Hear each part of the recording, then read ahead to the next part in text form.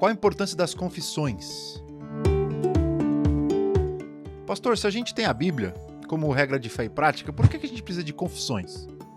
Confissão de fé de Westminster, os cânones de Dort, confissão belga, catecismo de Heidelberg, breve catecismo de Westminster. Para que tudo isso a gente tem a Bíblia? Pois bem, quando a Bíblia fala que Deus criou os céus e a terra, quando a Bíblia fala que o ser humano caiu em pecado, quando a Bíblia fala que Deus enviou o Senhor Jesus Cristo para a nossa salvação, quando a Bíblia fala que haverá um dia que Deus fará novos céus e nova terra, como é que você interpreta isso? Ou, para ser bem... quando a Bíblia fala que o casamento é entre um homem e uma mulher, ou quando a Bíblia fala que Deus ele tem uma natureza e três em pessoa, ou quando ela dá a entender que Jesus Cristo, o Espírito Santo e o Pai são três pessoas divinas, como é que você vai afirmar tudo isso de forma categórica somente com a sua leitura bíblica e desconsiderando tudo aquilo que já foi dito a respeito da própria Bíblia?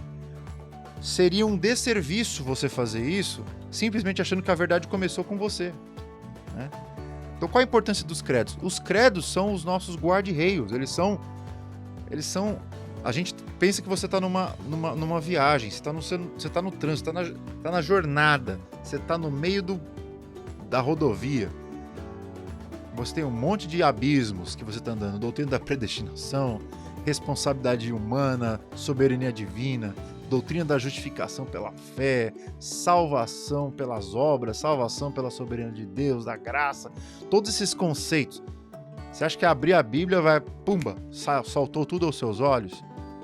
Você tem uma longa tradição de homens que interpretaram esses textos, um depois do outro, um respeitando a interpretação do outro, conferindo se a Escritura, se aquilo batia ao mesmo ou não, para que nós tenhamos mais segurança de interpretar as Escrituras. Olha o que o Calvino fala, isso é uma fonte importante porque resumem de forma segura o ensino geral das Escrituras, que tem sido crido ao longo dos séculos. Os credos e as confissões, eles não são material que fala a respeito das questões contemporâneas e coisas desse tipo. Os credos e as confissões da igreja são documentos que falam a respeito daquilo que é central para a nossa fé. Então, a maior parte dos credos começa com o quê? Com Deus, com a Trindade, falando sobre a obra do Pai da criação, a obra do Filho de redenção, a obra do Espírito Santo de criar um povo, santificar esse povo, nos dar vida eterna.